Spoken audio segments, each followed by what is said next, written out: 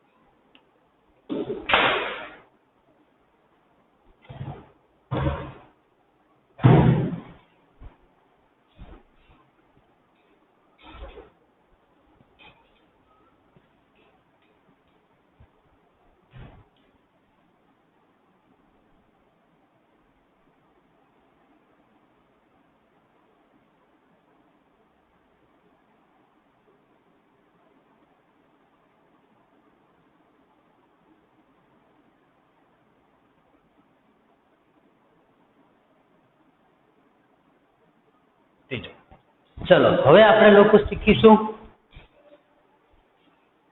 હવે આપણે લોકો ચલો આગળ શરૂઆત કરીએ।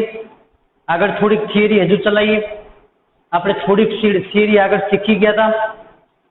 આના આગળના પીરિયડમાં તમને 4 ટર્મો ચલાવી હતી। હવે આપણે ડિબેન્ચરના પ્રકાર વિશે અભ્યાસ કરીએ। તો ડિબેન્ચરના પ્રકાર,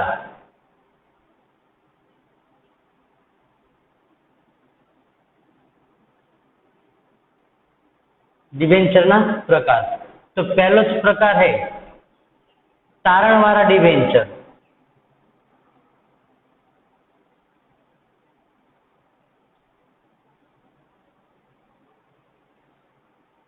चलो बीजो प्रकार तारण वगरना डिबेंचर।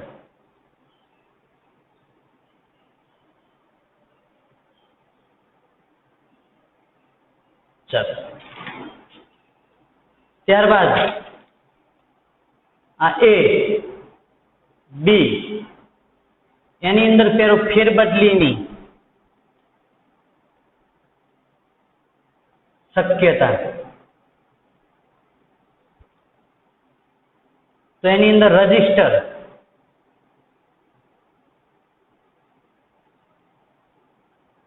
डिबेंचर। बीजू बेरर डिबेंचर। सी परत करवानी शरत।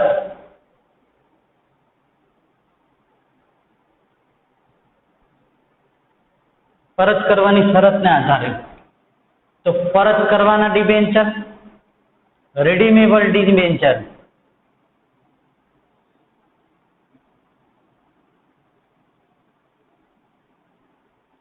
Irredeemable debenture.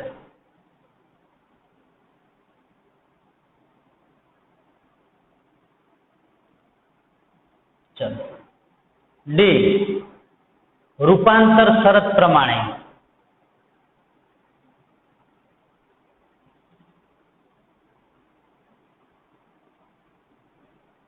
एमा कन्वर्टिबल रूपांतर એટલે कन्वर्टिबल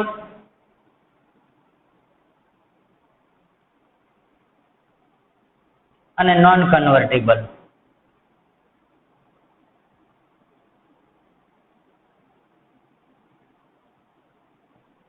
કન્વર્ટેબલ અને નોન કન્વર્ટેબલ ડિબેન્ચર। ચલો અહીં ધ્યાન રાખો, આપણે દરેક ડિબેન્ચર વિશે થોડુંક ડિટેલમાં અભ્યાસ કરી લઈએ, પછી આપણે દાખલા ઉપર જશું। તમારી થિયરીનું આ છેલ્લું છે ટૂંકનો પ્રકારો, તમારી થિયરીના છેલ્લા પ્રકારો ડિબેન્ચરના પ્રકારો તમારે ध्यान રાખવાનું કે હું બોલું। पहलू डिबेंचर ना 4 प्रकार है। पहलो प्रकार एनी अंदर जामीनगीरी ने आधारे छे। पहलो प्रकार हूँ लखी दऊं जामीनगीरी ने आधारे।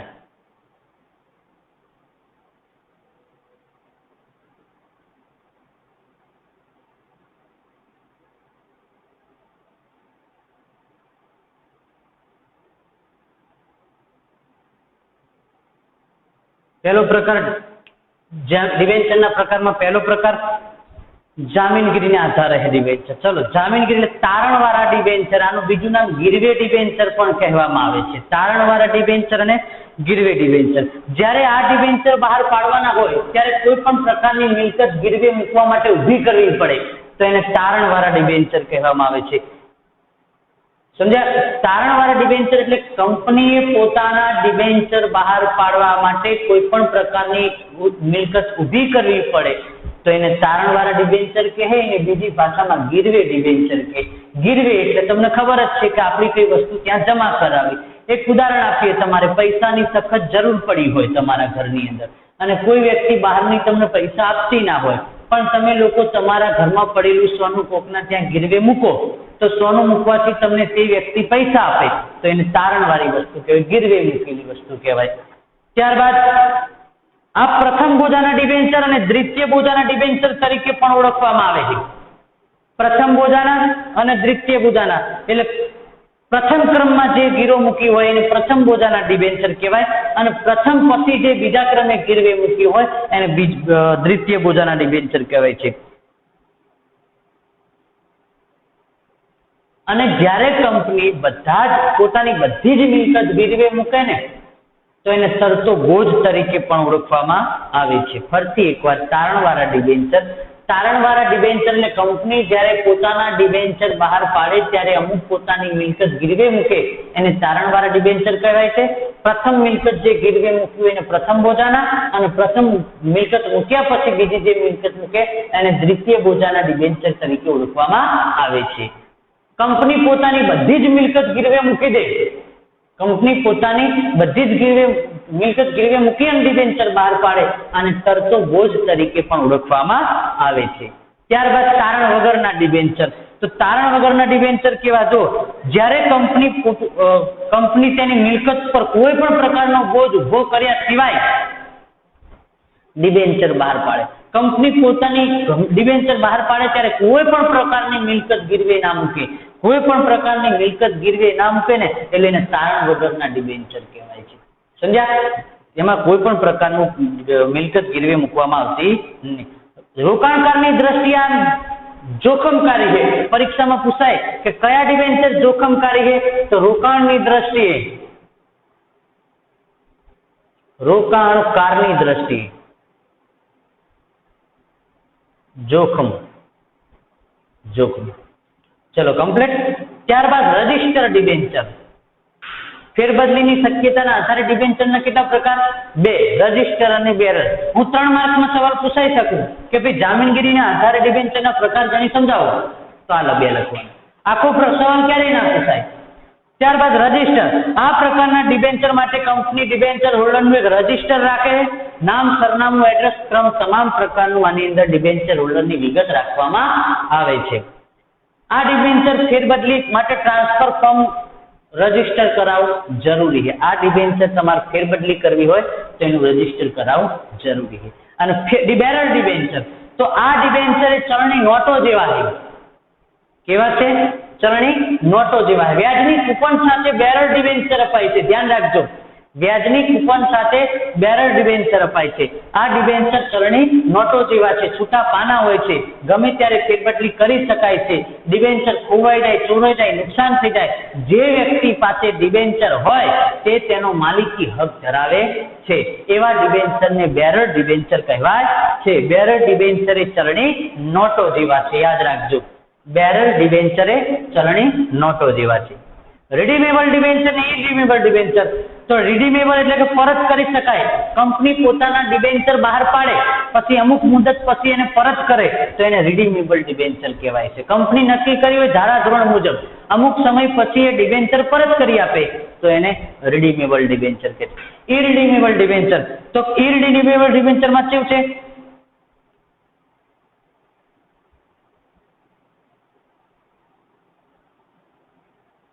કંપની હયાત હોય તો પણ ડિબેન્ચર પરત કરવામાં ન આવે તેવી શરત હોય તેને ઇરિડીમેબલ છે. કન્વર્ટિબલ ડિબેન્ચર. કન્વર્ટેબલ ડિબેન્ચર એટલે કંપની પોતાના ડિબેન્ચર અમુક સમય પછી ઓટોમેટિક અમુક સમય મર્યાદા હોય પછી એનું ઇક્વિટી શેરમાં રૂપાંતર કરે છે એને કન્વર્ટિબલ ડિબેન્ચર કહેવાય છે.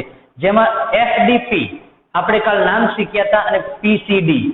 એફડી એટલે ફુલ્લી કન્વર્ટેબલ ડિબેન્ચર અને પીસીડી એટલે પાર્ટલી કન્વર્ટેબલ ડિબેન્ચર. આપણે આ બે નામ કાલે શીખ્યા હતા. એને રૂપાંતર ડિબેન્ચરમાં આ બે નામ, કન્વર્ટેબલ ડિબેન્ચરમાં એફડીપી અને પીસીડી. એફસીડી આવે, એફસીડી અને પીસીડી આ બે કન્વર્ટેબલ ડિબેન્ચરમાં આવે છે. અને ત્યારબાદ બિન રૂપાંતર કોઈ પણ ડિબેન્ચરનું ઇક્વિટી શેરમાં રૂપાંતર ના થાય એટલે એને નોન કન્વર્ટેબલ એટલે કે નોન રૂપાંતરિત ડિબેન્ચર કહેવાય છે. ચલો કમ્પ્લીટ. આ તમારા ડિબેન્ચરના પ્રકાર થયા. પહેલો પ્રકાર તમારો જામીનગીરીના આધારે ડિબેન્ચરના પ્રકાર, ફેરબદલી શક્યતાના આધારે ડિબેન્ચરના પ્રકાર, પરત કરવાની શરતના આધારે ડિબેન્ચરના પ્રકાર અને રૂપાંતરની શરતના આધારે ડિબેન્ચરના પ્રકાર. આ પ્રકારમાંથી 3 માર્કમાં એક સવાલ ઘણીવાર બોર્ડમાં પૂછાય છે, એટલે તમે ધ્યાન રાખજો. જામીનગીરીના આધારે 2 પ્રકાર થાય, તારણવાળો અને તારણ વગરનો. તો તારણવાળો ડિબેન્ચર એટલે શું કે જ્યારે કંપની પોતાના ડિબેન્ચર બહાર પાડે ત્યારે અમુક મિલકત ઊભી કરે, ગીરવે મૂકે તો તેને તારણવાળા ડિબેન્ચર કહેવાય છે. પ્રથમ મિલકત ગીરવે મૂકવામાં આવે તો પ્રથમ બોજાના ડિબેન્ચર કહેવાય, અને પ્રથમ મિલકત ગીરવે મૂક્યા બાદ બીજી મિલકત ગીરવે મૂકવામાં આવે તો એને દ્વિતીય બોજાના ડિબેન્ચર કહેવાય. ત્યારબાદ કંપની પોતાની બધી મિલકત ગીરવે મૂકીને ડિબેન્ચર બહાર પાડે તો એને તરતા બોજ તરીકે પણ ઓળખવામાં આવે છે. ત્યારબાદ ફેરબદલી શક્યતાના આધારે 2 પ્રકાર છે. તારણ વગરના ડિબેન્ચર, કંપની કોઈ પણ પ્રકારનું મિલકત ગીરવે મૂક્યા વિના ડિબેન્ચર બહાર પાડે તો એને તારણ વગરના ડિબેન્ચર કહેવાય. રોકાણકારની દ્રષ્ટિએ આ ડિબેન્ચર જોખમી છે. ફેરબદલી 2 રજિસ્ટર ડિબેન્ચર અને બેરર ડિબેન્ચર. રજિસ્ટર ડિબેન્ચર એટલે કંપનીનો ડિબેન્ચર હોલ્ડર જ્યારે પણ કંપનીના ડિબેન્ચર ખરીદે તેનું નામ, સરનામું, એડ્રેસ તમામ પ્રકારની વિગત રાખવામાં આવે એને રજિસ્ટર ડિબેન્ચર કહેવામાં આવે છે. જ્યારે કોઈ ડિબેન્ચર પરત કરવાના હોય કે ફેરબદલી કરવાના હોય ત્યારે એને રજિસ્ટર ફોર્મ ભરવું જરૂરી છે. Bearer debenture. બેરર ડિબેન્ચર એ ચલણી નોટો જેવા છે, છૂટા પાના જેવા છે. બેરર ડિબેન્ચર સાથે વ્યાજની કૂપનો અપાય છે. ધ્યાન રાખજો, બેરર ડિબેન્ચર સાથે વ્યાજની કૂપનો અપાય છે. અને આ ડિબેન્ચર ચોરાઈ જાય, નુકસાન જાય કે ખોવાઈ જાય તો જે વ્યક્તિ ડિબેન્ચર ધરાવતો હોય એ માલિકી હક પ્રાપ્ત કરે છે. રિડીમેબલ ડિબેન્ચર એટલે કે આ ડિબેન્ચર કંપની જ્યારે બહાર પાડે ત્યારે અમુક સમય પછી તેને પરત કરવામાં આવે તો એને રિડીમેબલ કહેવાય. ઇરિડીમેબલ જેને પરત કરવામાં આવતા નથી તેવા લાંબા સમય સુધી ચાલે તેને ઇરિડીમેબલ કહેવાય. કન્વર્ટેબલ જ્યારે કંપની પોતાના ડિબેન્ચર બહાર પાડે અમુક સમય પછી કંપનીનું રૂપાંતર થઈ જાય તો એને કન્વર્ટેબલ કહેવાય. જેની અંદર 2 પ્રકાર આવે, એફસીડી અને પીસીડી. એફસીડી માં ફુલ્લી કન્વર્ટેબલ ડિબેન્ચર અને partly convertible debenture. Non convertible debenture company આ પ્રકારના ડિબેન્ચર પણ કોઈ પણ પ્રકારનું શેરમાં રૂપાંતર થતું નથી. ચલો હવે આપણે જઈએ દાખલા તરફ.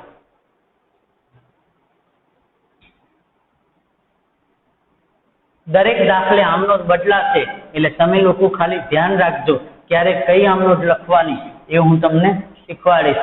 દાખલા આડા અવળા ચલાવીશ પણ તમને આવડશે. ચલો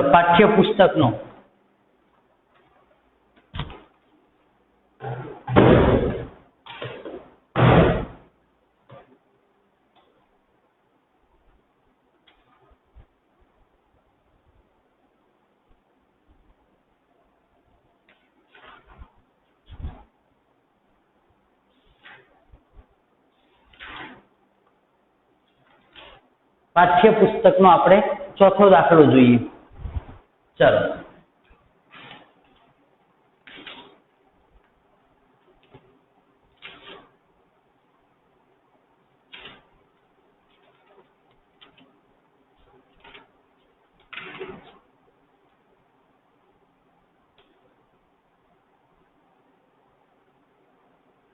પાઠ્યપુસ્તકનો 7મો દાખલો જોઈએ.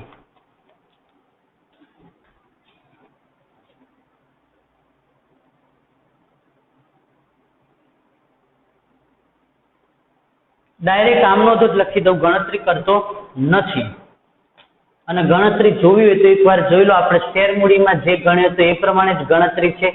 પછી આપણે એની આમ નોટ લખી નાખશું.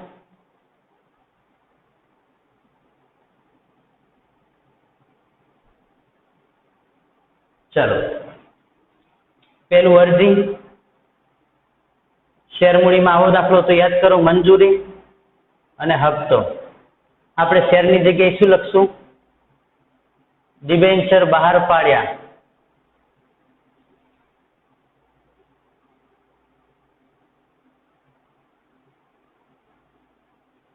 ઓલામાં શેર બહાર પાડ્યા લખતા રકમ. કંપની 100 નો એક એવા 30,000 ડિબેન્ચર બહાર પાડ્યા, તો બધામાં 30 લખી દો.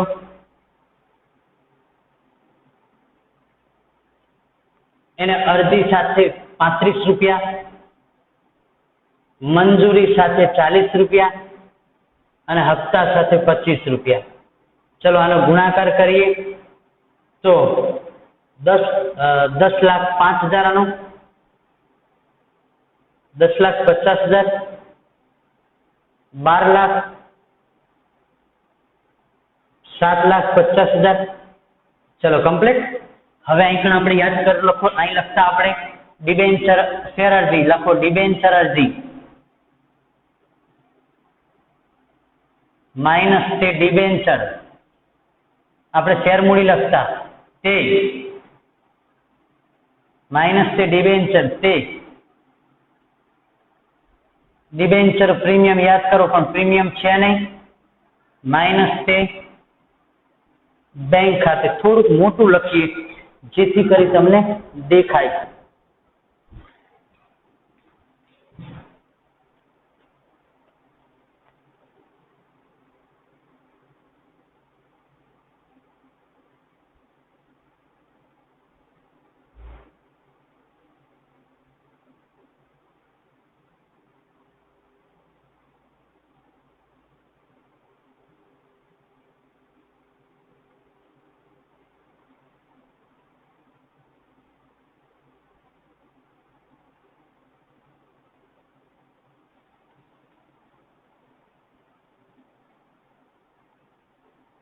નહીં ભરેલા હપ્તા.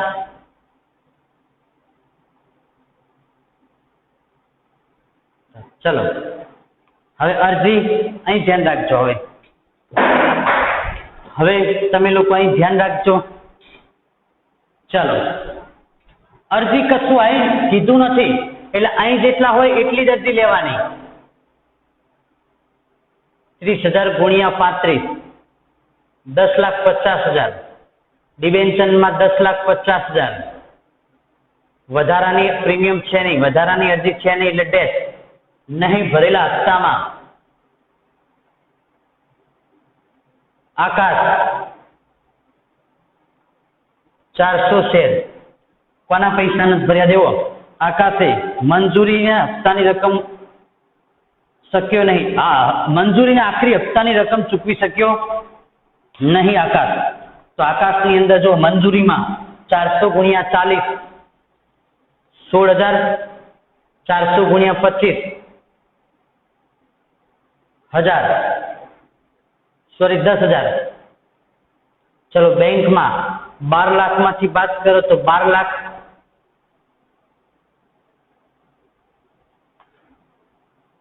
સોરી આ દાખલો થોડુંક અલગ પ્રકારનો છે. એડવાન્સમાં પૈસા મળેલા છે. 400 ડિબેન્ચર ધારણ કરનાર આકાશ મંજૂરીની હપ્તાની રકમ ચૂકવી શક્યો ન તો બાકી બધા જ ડિબેન્ચરની રકમ મંજૂરીની હપ્તાની રકમ સમયસર મળી ગઈ હતી મુજબ છે. આ બધા જ ડિબેન્ચરમાં અરજી 1,000 અરજી ધારણ કરનાર પાલકે મંજૂરી વખતે ડિબેન્ચરની આ અગાઉથી મળ્યાનો હપ્તો છે. થોડુંક ધ્યાન રાખશો અહીં કણ. આ અગાઉથી મળ્યાનો હપ્તો છે એટલે એડવાન્સમાં એક વ્યક્તિ એડવાન્સમાં પૈસા આપે છે. જો કેટલા રૂપિયા એડવાન્સમાં આપે એ જોઈ લો તમે. હું રકમ એકવાર વાંચી લઉં પછી તમને શાંતિથી ખબર પડી જશે. જો ધ્યાન રાખજો. અંકલેશ્વરની ડાયનેમિક લિમિટેડ 100 એક એવા 12% 30,000 ડિબેન્ચર બહાર પાડ્યા જેને ડિબેન્ચર નીચે મુજબ રકમ ભરવાની હતી. ડિબેન્ચર કેટલા બહાર પાડ્યા? 30,000. તો 30 લખી દીધા. હવે એને નીચે મુજબ રકમ ભરવાની હતી. તો મંજૂરી વખતે 35, 40 અને 25 બરોબર. હવે બધા જ ડિબેન્ચરની અરજી આવી હતી. 1000 ડિબેન્ચર ધારણ કરનાર પલકે મંજૂરી વખતે ડિબેન્ચરની બધી રકમ ચૂકવી આપી. ધ્યાન રાખજો, 1000 પલક 1000 ગુણ્યા 25 એટલે માઇનસ 25,000 થાય. 1000 ગુણ્યા 25 એટલે પ્લસ 25,000 થાય. કેમ આવું કર્યું? તો પલક નામની વ્યક્તિ હતી, એને મંજૂરીના હપ્તાના પૈસા અહીં ભરવાના હતા, પણ એને એડવાન્સમાં પૈસા આપ્યા, અહીં આપી દીધા, એટલે અહીં પ્લસ થાય અને જ્યાં મળવાના હતા ત્યાં શું થાય? માઇનસ થાય. એટલે પલક અગાઉથી મળેલી. ચલો કમ્પ્લીટ. હવે જુઓ, 12,000 માં 25,000 પ્લસ કરો અને 16,000 બાદ કરો તો તમારો જવાબ અહીં આવે 12,09,000 અને 7,50,000 માંથી તમે બંને બાદ કરો તો 7,15,000. ફરીથી એકવાર જોઈ લો, ફરીથી એકવાર દાખલો જોઈ લો આપણે. હું આખો બોર્ડમાં વ્યવસ્થિત રીતે ફરીથી સમજાવું, તમે ધ્યાન રાખજો. અહીં કણ જુઓ, ડિબેન્ચર બહાર પાડ્યા 30,000, 30,000 ને 30,000 કમ્પ્લીટ. ત્યારબાદ બંનેનો ગુણાકાર કર્યો બરોબર. ડિબેન્ચર અરજી મળી નથી એટલે 30,000 ગુણ્યા 35 જ લેવાના. એમાંથી ડિબેન્ચરની રકમ બાદ કરો. પ્રીમિયમ આપ્યું નથી, બેંક આવી નહીં. હવે પલકે અગાઉથી મળેલા, જુઓ પલકે 1000 શેર હતા, 1000 ગુણ્યા 25 અહીં ભરવાના હતા, એની જગ્યાએ એને અહીં પૈસા ભર્યા તો અહીં માઇનસ થયા, અહીં શું થયા? પ્લસ થયા. અને આકાશે જેને ભરેલા જ નથી છેલ્લા હપ્તાના અને મંજૂરી તો 400 ગુણ્યા 40 એટલે 16,000 અને 400 ગુણ્યા 25 એટલે 17,000. ચલો પહેલી આમનોટ તમારી અહીંથી મળશે, તમને ખબર હે ને? પહેલી આમનોટ તમારે અહીંથી મળશે, ધ્યાન રાખજો. બેંક ખાતે ઉધાર તે 12% ડિબેન્ચર ખાતે.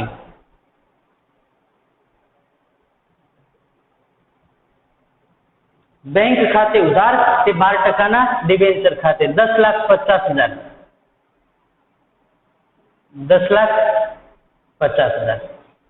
બીજી આમનો ત્યાંથી જ મળે, ડિબેન્ચર અરજી ખાતે ઉધાર તે ડિબેન્ચર ખાતે.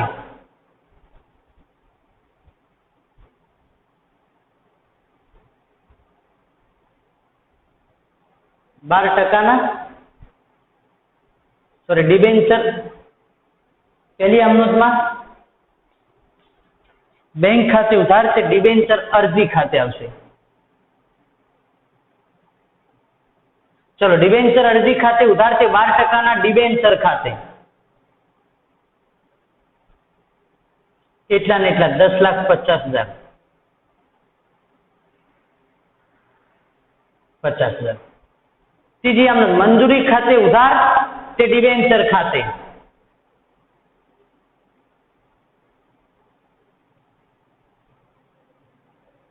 તે 12% ડિબેન્ચર ખાતે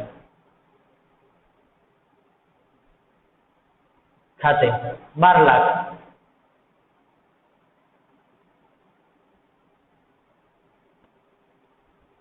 ચોથી આમનોટ બેંક ખાતે ઉધાર તે ડિબેન્ચર મંજૂરી ખાતે.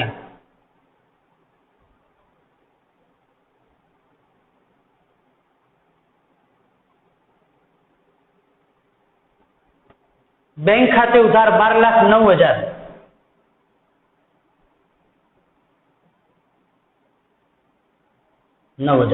પાંચમી છેલ્લા હપ્તા ખાતે ઉધાર તે ડિબેન્ચર ખાતે.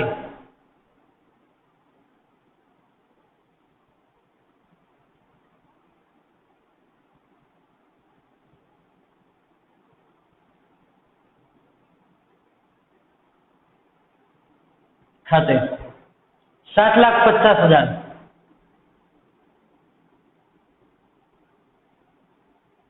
અને છેલ્લી છઠ્ઠી બેંક ખાતે ઉધાર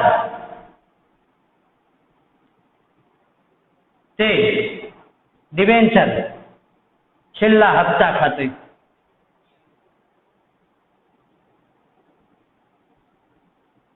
$7,15,000. ચલો આ તમારી આમનોટ પૂરી થઈ ગઈ. 6 આમનોટ અરજી જેવી જ છે. ડિબેન્ચર શેર અરજીમાં જેવી રીતના આમનોટ હતી એવી રીતના જ આની અંદર આમનો જ છે. જો ધ્યાન રાખો, ડિબેન્ચર બહાર પાડવા પહેલા 25-30 ના રકમ આપેલી, આ બેનો ગુણાકાર. અહીં પણ હંમેશા અરજી આવે, પણ અરજી આપી નથી એટલે 30 ના 30 લીધા 35. હંમેશા ડિબેન્ચર બાદ થાય. પ્રીમિયમ પહેલા ખાનામાં છે નહીં. દેટ 1000 પલક જે મંજૂરી વખતે મળી ગયા, તો 1000 ગુણ્યા 25 એટલે 25000, 1000 ગુણ્યા 25 એટલે માઇનસ. અહીં જે પૈસા મળવાના હતા એ પૈસા પણ નહીં મળે એટલે પ્લસ માઇનસ કર્યા. નહીં ભરેલો હપ્તો આખા 400 હતા, મંજૂરીના આખરી હપ્તાના પૈસા નથી પડતો, તો 400 ગુણ્યા 40 16000 અને 400 ગુણ્યા 25 આ પ્લસ કર્યા, આ માઇનસ કર્યા. આ બંને શું કર્યા? માઇનસ કર્યા. આ બંને તમે શું કર્યા? માઇનસ કર્યા. ધ્યાન રાખજો. હવે પહેલી આમનો તમારે હંમેશા બેંક ખાતે ઉધાર તે ઇક્વિટી છે અરજી ખાતે 10,50,000 10,50,000 છે. બીજી આમનો તમને ત્યાંથી જ મળે, આખું રાઉન્ડ લઈ તો કે ડિબેન્ચર અરજી ખાતે ઉધાર તે ડિબેન્ચર ખાતે. ચલો કમ્પ્લીટ. ત્રીજી આમનો તમારે અહીં આવે મંજૂરી ખાતે ઉધાર તે ડિબેન્ચર ખાતે 12 લાખ છે. મંજૂરી ખાતે ઉધાર તે ડિબેન્ચર ખાતે. પછી બેંક ખાતે ઉધાર 10,09,000 और 12,09,000 ડિબેન્ચર મંજૂરી ખાતે. ચલો કમ્પ્લીટ. પછી છેલ્લા હપ્તા ખાતે ઉધાર તે ડિબેન્ચર ખાતે 7,50,000.